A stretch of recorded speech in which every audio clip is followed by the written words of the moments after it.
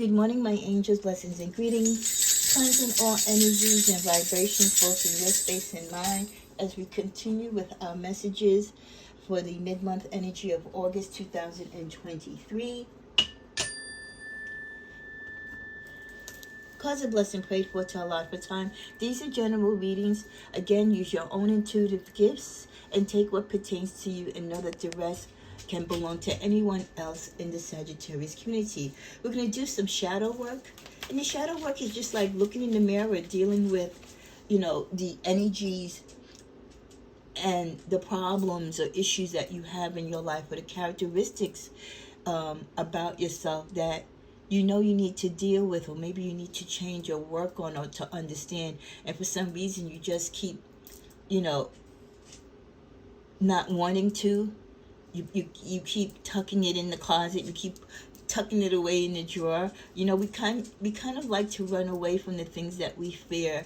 And sometimes it's the things that we fear that we need to put to the front of the line just to get it over with and to not let that fear take over us. So if there's anything bothering you financially, mentally, physically, emotionally, spiritually, the shadow work that you do, that is your intuitive internal work that you do. You look at yourself inside out and address the things that you know that are bothering you. Address the things about your characteristics, about your mannerisms, about your attitude, or the way how you go about life or how you treat others that you need to change. So may this reading be a blessing to you. As I ask the angels to come forth, please show Sagittarius what shadow work they need to do as we are coming towards an end of August 2023.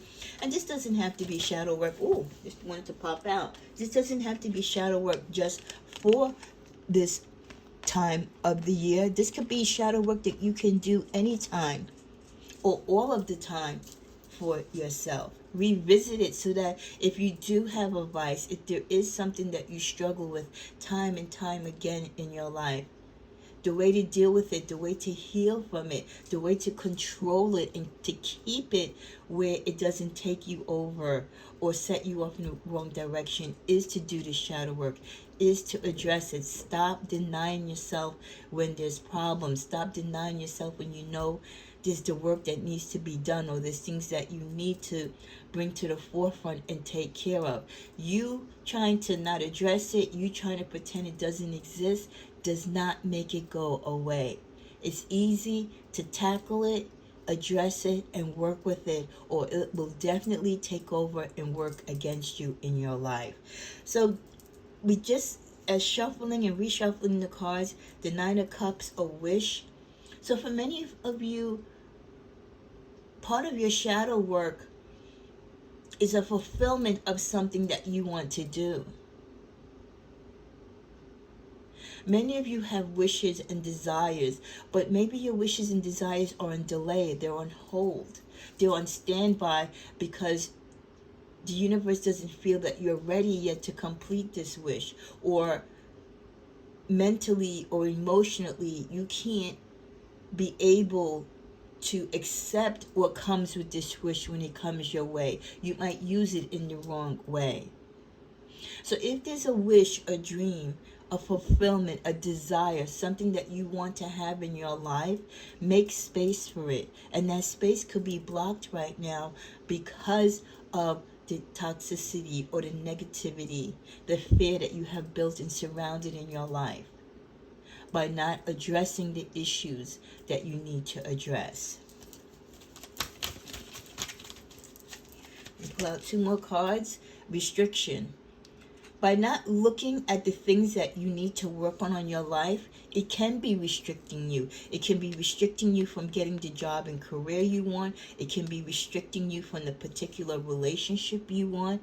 It can be restricting you because you are not focused. You have no sense of direction. You've lost track or connection to your purpose. So doing consistent and continuous shadow work, doing that inner and external work for yourself, helps remove those restrictions and keeps those restrictions at bay. We also get reflection. And I love that these three cards came out because when you do shadow work, you are reflecting. You're reflecting on your behavior. You're reflecting on what it is that's really bothering you, that you know it's an issue, but you don't want to address. Shadow work, doing that inner work, getting that inner peace and understanding brings you to that point of reflection when you can say, okay, this is the issue. Where did this issue come from? How did it come about? How do I react when I think of this issue? Or how or why do I let this issue or circumstance put me in a negative way, or cause me to have fear, cause me to have doubt, cause me to act out? Then you can think in reflection, if I do this shadow work right now, if I do the inner work and get the inner healing and address this particular problem or issue, how will I look in the future? How will I look and feel the next day? How will I be in time? And if you're honest with yourself, knowing that this issue or problem that you have always tends to come up no matter how much shadow work you do, you know that it is an ongoing issue and you're always going to have to work on it. But again, walking away and pretending like it doesn't exist is just adding more fuel to the fire. So reflection is definitely important and helping you break open the restrictions. In the middle of the deck, we get practicality. And I think, when we go in deep meditation, when we deal with our demons, the things that hurt us, the things that curse us, the things that we feel deny us or take us out of character, we have to think practical. Because a lot of the stress and fear that we build in our life has to do with this card right here, the Nine of Cups. Our desires, our wishes, our wants, our emotions tied to things that we desire or people or outcomes that we want for our life. Sometimes they're not practical. Sometimes, yes, we should shoot our arrow and aim for the heavens, for the stars, but we also have to make it make sense. We also have to be practical. We also have to understand not everything we want we can get. Not everything we desire is meant for us. We have to take things in stride. We have to build it up. You just don't get to the Nine of Cups overnight. You have to start with a cup and build. And when you get to this Nine of Cup energy where you have the capability to manifest and to make wishes come true, and you can look and see what you have acquired or what you've accomplished in this life. If you really take the time to reflect, and as you do the shadow work, you will recognize and accept the fact that a lot of it came to be after you kind of just stop putting pressure on yourself and stop trying to live outside your means or trying to go beyond your capabilities. Living in the present, not worrying so much about the future. So the energy of being practical in your life, how you move, how you work, how you live, how you feel, how you love, even how you wish, how you desire and get your manifestations off the ground. It all has to make sense. Timing is part of that as well. So now that we kind of get the direction and the meaning and what brings many of us for the desire and need for shadow work, let's go now actually into the cards and see specifically. And again, this is a general reading. It may not be your particular shadow work assignment, but it surely can be someone else's. These are areas that we are highlighting as we end August that some of you might have difficulties with, energies that you are fearful of or that you are trying to ignore, that are really causing you havoc, that doing your shadow work will force you to address and to heal. And like I said, not everything that we're afraid of or every part of our dark side is going to magically come to light. We're every day a work in progress, and that's why you must continue to do the inner work and the shadow work, because a lot of these things will raise their head from time to time. But at least you're working on it. You're finding a method and a way to control it and to subdue it so it doesn't get out of hand and put your life in chaos. Okay, then want me to go to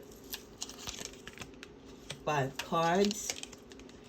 So the shadow work that the universe is guiding us to focus on, and again, this may or may not pertain to you, but it could pertain to a Sagittarius who is not watching, or a Sagittarius that you know.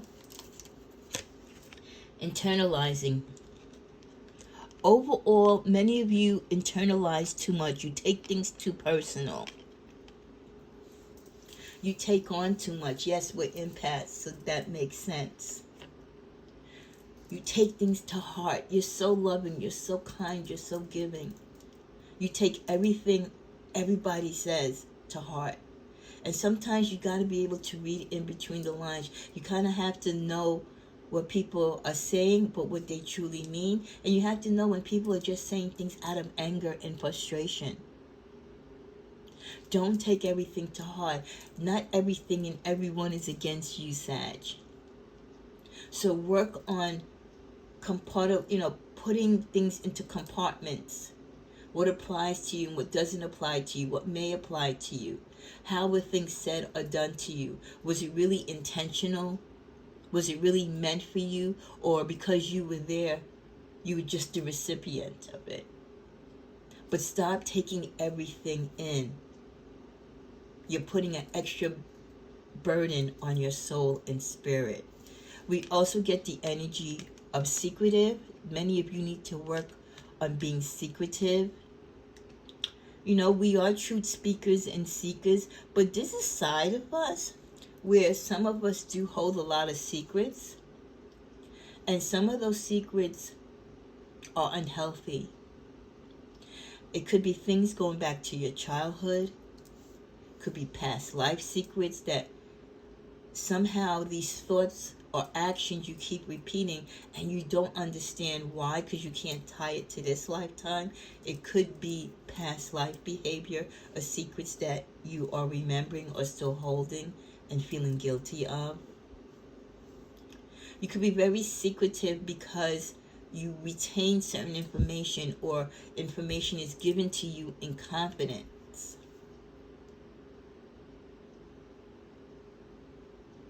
There's some things that a lot of you are holding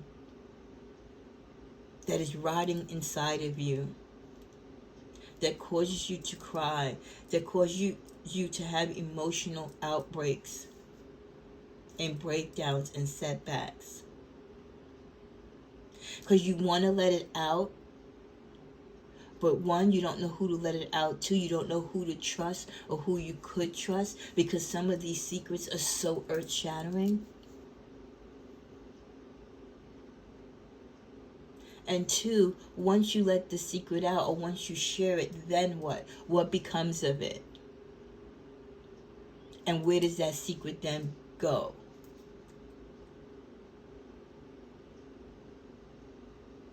Yes, there are times when we shouldn't share certain information, and yes, we should keep a lot of things close to our chest. But there's those secrets, like I say, that are so hurtful, so painful, that it causes havoc in your life. It causes the issues in your relationships. It causes issues in how you function and see yourself and the world. If you're holding secrets of things that was done to you, if you were violated, serious things, that is not something you should hold as a secret. You need help. You need to recover from that. With the energy of sabotage, some of you are sabotaging, you're self-sabotaging. Could be because you are internalizing, because you are holding in a lot of secrets, maybe from your childhood, or even secrets now as adults that you're afraid to share, or you won't share or disclose with others. You sabotage your own dreams when you work against your purpose, or you work against the path in which God has set for you. Some of you align yourself with the wrong partners, the wrong people. You say or do the wrong things. There are many of you know going in, but you still do it for whatever reason, because you are a risk taker, because you are overly optimistic. So part of the shadow work that you also need to do for this month is to stop self-sabotaging. Stop setting yourself up for failure. Argumentative. I know I've been argumentative lately.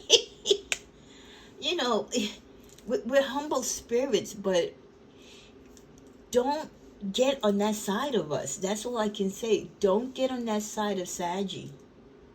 Because just as sweet and loving and kind and compassionate as we are, if you push those buttons, and if we're already dealing with internalizing things, we're holding on to secrets that are eating us at the core, we're sabotaging, or we're letting others sabotage our dreams and our life and our destiny. We're at that boiling point, right? So if you do something to hurt us, if we get in a argument where we're truly believing what we say and believe is right, we're gonna be argumentative, because that little tick is in our head. You know, the perfect storm is building within us because of all these other issues that we're not addressing, that need to be worked on. But again, because of the fear and us not wanting to focus on them, it's coming out through our arguments, through the negativity in our actions. And then finally, vindictive. It all plays together and lines up. You're internalizing things by you keeping certain secrets. Not only are you sabotaging yourself that way, but many of you are self-sabotaging for other reasons, which then makes you this unbearable person, that you become argumentative, you become vindictive, because now you're so angry maybe of this secret of what someone has done to you. You're so angry because someone threw a wrench in your plans, or you realize you're blocking your own blessings. You're vindictive because you are in an argumentative mood. So it all ties in together, and it just progresses. It starts with you internalizing things.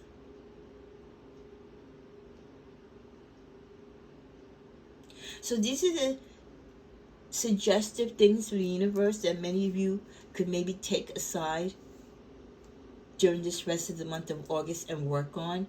And hey, if it takes you longer than August to work on it, please take the time and do it. So that hopefully next month when we do shadow work, these particular energies, these particular circumstances and issues will be something that we won't have to address. Will we have mastered it? Will we have it under control? There's a possibility. For some of you, yes. Others, it's going to be a work in progress. But let's go to that dark side of us that we don't want to look at, that is causing havoc in our life. In closing, let's get a spiritual message to back up this shadow work. Wow, I love it. Keep an open mind.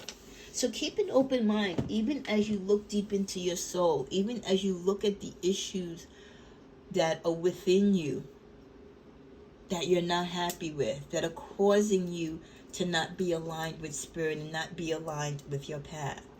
Keep an open mind for change, for growth.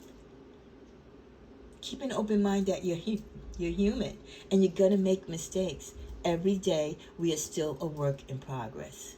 Keep an open mind. You can change. You can grow from these energies. You can expand and evolve from this. There's always going to be things we have to work on. So let's take the time to address them. Let's not try to tuck them in the closet, put them in a drawer, and act like they don't exist, because they do. Because when we don't, what happens? We internalize it. Things become secretive. We sabotage. We become argumentative. to the point that we're vindictive now. We're just lashing out at people. Everything that we don't work on, that is hurting us and we know that we're struggling with, just builds and builds to a next level, creates another problem. So I hope this message has been helpful to someone. And if you identify with these particular energies as far as needing to do work in it, please, may you find the space this weekend. May you find the space this month, or however long it takes you, Saggy, to work on these energies and these dark moments and do the shadow work. Always do the inner work. Don't be afraid to address what is bothering you. Don't be afraid to address your dark side, so that your light side can shine. Be you, Saggy. Be this beautiful, blessed creature that God has created. And the only way you can be that, the only way the light can shine on your purpose and you can be the light, is that you have to work with whatever is dark within you and release it and let it go. May this be a blessing to someone.